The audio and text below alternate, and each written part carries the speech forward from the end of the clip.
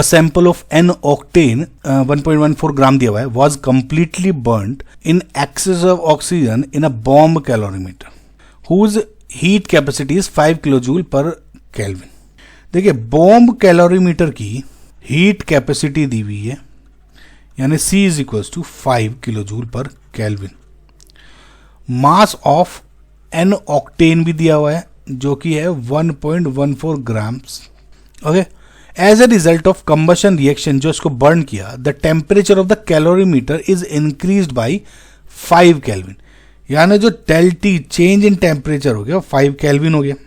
The magnitude of the heat of combustion of octane at constant volume.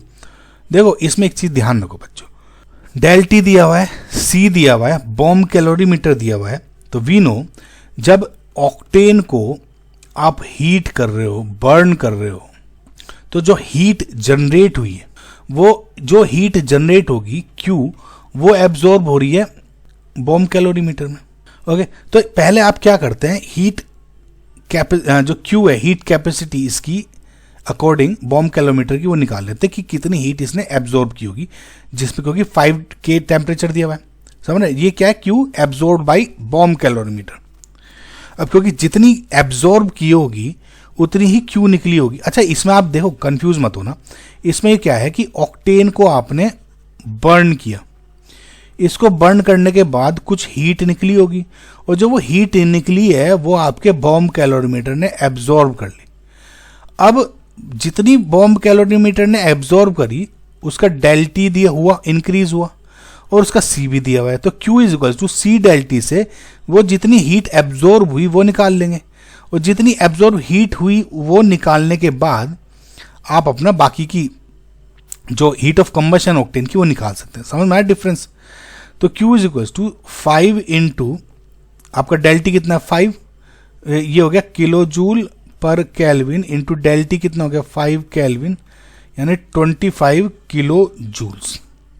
तो जो 25 kilo joules है इसका मतलब क्या हो गया, दिस इज जो पहली बात तो इतनी हीट एब्जॉर्ब हुई है आपकी बॉम्ब कैलोरीमीटर से, ये उतनी हीट एब्जॉर्ब किसने कैसे करी, मतलब किसने रिलीज करी, वो करी आपकी ऑक्टेन के बर्न करने में।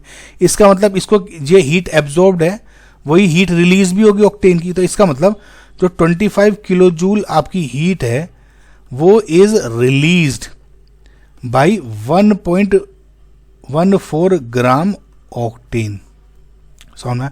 तो ऐसा सोचो इसको कि 1.14 ग्राम ऑक्टेन को जब आपने बर्न किया तो 25 किलो जूल हीट निकली। ओके, तो इन्होंने पूछा क्या है, magnitude of heat of combustion at octane at constant volume is यानी किलो जूल पर मोल। देखो 1.14 ग्राम ऑक्टेन को जब आपने बर्न किया तो 25 किलो जूल पूछिए। अब कहा कि पर मोल को बर्न करने पे कितना हो गया, समझ में आए, पर मोल। तो ऑक्टेन का जो आपका मॉलिक्यूलर मास होगा ऑक्टेन का इज 114 ग्राम पर मोल। ठीक है, तो 1 ग्राम ऑक्टेन को बर्न करने पे 24/1.14, समझ में आया। इसका मतलब 114 ग्राम को बर्न करने पे कितना होगा 25/1.14 इंटू 114 और ये 1.1 ग्राम मॉलिक्यूलर मास है, तो इसका मतलब 1 मोल को बर्न करने पे ऑक्टेन को बर्न करने पे भी यही निकलेगी, किलो जूल पर मोल लिख ले। ठीक है, अब जब इसको सोल्व करते हो इसका आंसर हो जाता है direct 2500 kilo joule per mole and this will be your final answer. बहुत ही अच्छा क्वेश्चन था, आई होप आपको समझ में आया होगा।